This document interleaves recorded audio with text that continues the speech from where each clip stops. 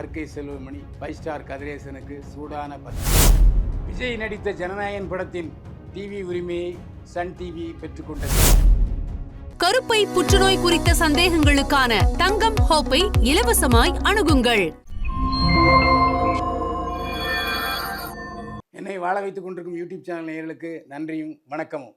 King voice channel நேயர்களே, 3 கோடி கொடுத்துவிட்டு 16 கோடி திருப்பி கேட்பதா? ஆர்கே செல்வமணி 5 ஸ்டார் கதிரேசனுக்கு சூடான பதில். நடந்தது என்னன்னா, நடிகர் தனுஷிடம் 6 ஆண்டுகளுக்கு முன்பு 3 கோடி ரூபாய் பணம் கொடுத்திருக்கிறார். 3 கோடியே 30 லட்சம் ரூபாய் பணம் கொடுத்திருக்கிறார்.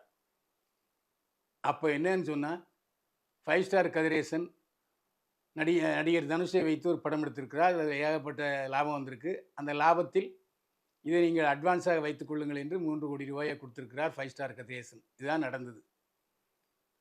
ஆனால் 2024ஆம் ஆண்டு 5 ஸ்டார் கதிரேசன் பெப்சியிடம் ஒரு கம்ப்ளைண்ட் கொடுக்குறார். என்ன கொடுக்குறாருன்னா, நடிகர் தனுஷிடம் நான் 3 கோடி 30 லட்ச ரூபா கொடுத்தேன், இப்போ வட்டிலாம் சேர்த்து 16 கோடி ஆகுது, எனக்கு 16 கோடி ரூபாயை வாங்கி கொடுங்கள் என்று ஆர்கே செல்வமணியிடம் ஒரு புகார் மனு கொடுக்கிறார்.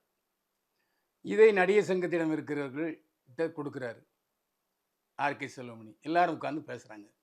அப்போ தனுஷும் ஆஜராகி இருக்கிறார். தனுஷ் என்ன சொல்கிறாருன்னா, என்னப்பா இது 3 கோடி 30 லட்ச ரூபாய்க்கு நீயா நான் கேட்காமலே கொடுத்த, இப்போ 16 கோடி ரூபா திருப்பி கேட்குற, இது நியாயமா என்று கேட்டுக்கிறார். இந்த நியாயத்தை உள்ள அடிப்படையை நடிகர் சங்கம் புரிந்து கொண்டு 3 கோடி 30 லட்ச ரூபா கொடுத்துவிட்டு 16 கோடி கேட்குறது நியாயமாங்க அப்படின்ட்டு கேட்டிருக்கிறார். சரி, 11 கோடி ரூபா கொடுங்க அப்படி என்று சொல்லியிருக்கிறார் 5 ஸ்டார் கதிரேசன். இது பஞ்சாயத்து ஓடிக்கிட்டே இருக்கு. திடீரென்று 5 ஸ்டார் கதிரேசனின் மனைவி கலைச்செல்வி ஆர்கே செல்வமணிக்கு ஒரு கடிதம் அனுப்புகிறார். ஆனால் அந்த கடிதம் ஆர்கே செல்வமணியின் முகவரிக்கு அனுப்பப்படவில்லை. அந்த கடிதத்தை யாரோ ஒருவர் பெற்று அதை ஆர்கே செல்வமணிக்கு அனுப்பி வைத்திருக்கிறார்கள். ஆர்கே செல்வமணி இப்போ அந்த கடிதத்துக்கு ஒரு பதில் சொல்கிறார்.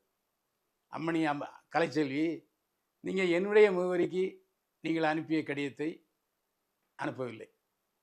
அதற்கு மாறாக யாரிடமோ இந்த கடிதம் கிடைக்க வேண்டும் என்று சொல்லி நீங்கள் அனுப்பியிருக்கிறீர்கள். அது எப்படியோ என்னிடம் வந்து சேர்ந்து விட்டது. அது பதில் கொடுக்க வேண்டியது என்னுடைய கடமை. நீங்கள் 16 கோடி கேட்டீர்கள் தனுஷிடம்.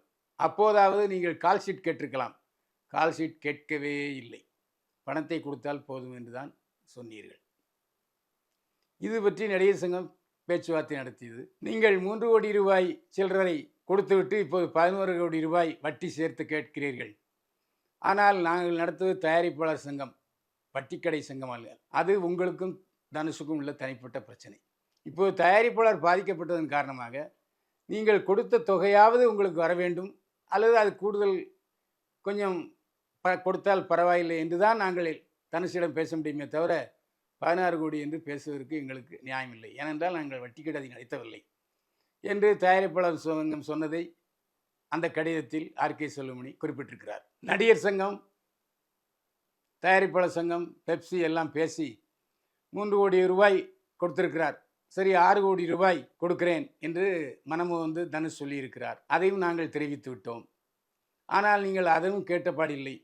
11 கோடியிலேயே நின்றீர்கள். தனுஷ் அவர்கள் என்னுடைய நீண்ட நாள் நண்பர். அதே போல் உங்களுடைய கணவர் 5 ஸ்டார் கதிரேசனும் எனக்கு நீண்ட நாள் நண்பர். எனவே கூடுதலாக ஏதாவது தனுஷிடம் பெற்றுத் தருமாறு நான் கேட்கலாம் என்று விரும்பியது உண்மைதான். இதற்காக தேனியில் நடைபெறும் தனுஷுடைய படப்பிடிப்பை நிறுத்தக்கூடாது, இதனால் அவருக்கு பல லட்சங்கள் நஷ்டமாகும் என்பதை தெரிவித்தேன். எனவே எல்லோரும் முடிவு செய்து தேனியில் தனுஷுடைய படப்பிடிப்பை தொடர்ந்து நடத்துவதற்கு அனுமதித்தோம். ஆனால் பிரச்சனை முடியும் வரை தேனியில் தனுஷ் படப்பிடிப்பு நடத்தக்கூடாது, இட்லி கடை படப்பிடிப்பு நடத்தக்கூடாது என்பதில் பிடிவாதமாக இருந்தார் உங்கள் கணவர் கதிரேசன். ஆனால் இப்படி நீங்கள் பிடிவாதம் பிடித்தால் எங்களால் ஒன்றும் செய்ய முடியாது. பெப்சியோ தயாரிப்பாளர் சங்கமோ நடிகர் சங்கமோ ஒன்றும் செய்து முடியாது. உங்களால் முடியதை செய்து கொள்ளுங்கள் என்று சொல்லிவிட்டேன். இதுதான் நடந்தது. நடிகர் சங்கத்தில் சார்பில் வந்திருந்த நாசர் அவர்களும் திரு பூச்சி முருகன் அவர்களும் 2 மடங்கு தொகை தருவதாக தனுஷ் சொன்னதே பெரிய விஷயம். இனிமேலும் பிடிவாதம் பிடித்தால் எப்படி என்பதைத்தான் என்னிடம் தெரிவித்தார்கள். படப்பிடிப்பை நிறுத்தியது தயாரிப்பாளர் சங்கம். படப்பிடிப்பை நடத்த சொன்னதும் தயாரிப்பாளர் சங்கம்தான்.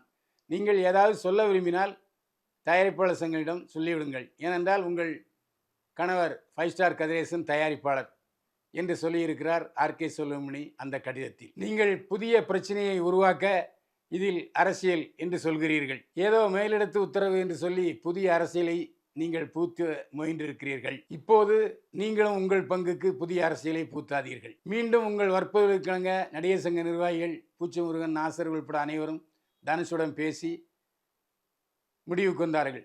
7 கோடி தர அவர் சம்மதிக்கிறார். 5 ஸ்டார் கதிரேசன் சம்மதமா என்று கேட்டார்கள். இறுதியாக 7 கோடி தருவதற்கு தனுஷ் முன் வந்திருக்கிறார் என்று சொன்னார்கள். அக்டோபர் 30க்குள் நியாயம் கிடைக்கும் என்று நாங்கள் சொன்னோம். மறுபடியும் தயாரிப்பாளர் சங்க தலைவர் தேனாண்டாள் முரளிராமயணனும் வற்புறுத்தினார். இதனால் மேலும் மேலும் பலரும் வற்புறுத்தலுக்கிணங்க இறுதியாக தனுஷிடம் சமாதான முயற்சி பேசினோம். அப்போது சொன்னார், 8 கோடி ரூபா கொடுத்துட்றேன்னே, அதுவும் உங்கள் எல்லோருடைய கோரிக்கையை ஏற்றுத்தான், 1 பைசா இதற்கு மேல் தர முடியாது என்று சொல்லிவிட்டார் நடிகர் தனுஷ். இந்த 8 கோடி ரூபாய் தனுஷ் கொடுக்க போகிற தகவலை நான் தயாரிப்பாளர் சங்கம், நடப்பு தயாரிப்பாளர் சங்கம் எல்லோரும் இருக்கும்போது தான் நான் இதை தெரிவித்தேன். ஆனால் அந்த கூட்டத்தில் கலந்து கொண்ட 5 ஸ்டார் கதிரேசன் முடியவே முடியாது என்று மறுத்துவிட்டார். 15 கோடி தந்தால்தான் சமரசத்துக்கு ஒப்புக்கொள்வேன் என்று திட்டவட்டமாக சொல்லிவிட்டார் உங்களுடைய கணவரும் தயாரிப்பாளருமான 5 ஸ்டார் கதிரேசன் என்கிறார் ஆர்கே செல்வமணி. நான் மேல் கூறிய கருத்துக்கள் அனைத்தும் நடப்பு தயாரிப்பாளர் சங்கம், நடிகர் சங்கம், பெப்சி உள்பட அனைவர்களிடம் கலந்து ஆலோசித்த பிறகுதான் இறுதி முடிவாக நான் இதை தெரிவித்தேன்.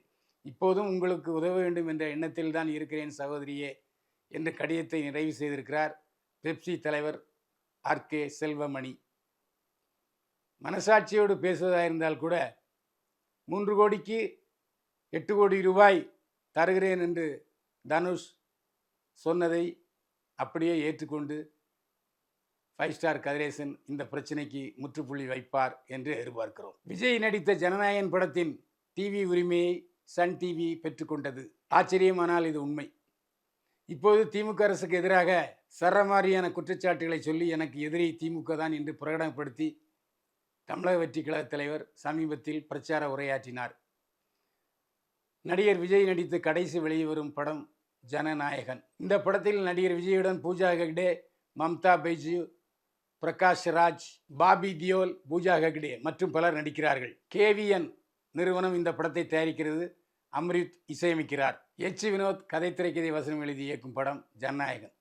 இந்த படத்தை 2026ஆம் ஆண்டு தமிழ் திருநாள் பொங்கல் அன்று வெளியிட தமிழ்நாடு வெற்றி கழக தலைவர் விஜய் முடிவெடுத்திருக்கிறார். இதை பற்றி அறிவித்தும் விட்டார்.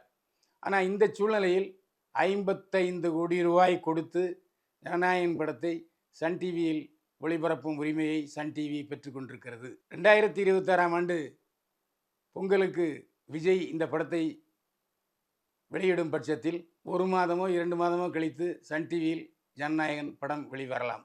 ஆனால் தியேட்டரில் பார்ப்பதை விட சன் டிவியில் பார்ப்பது அதிகம், அதில் எந்த சந்தேகம் இல்லை.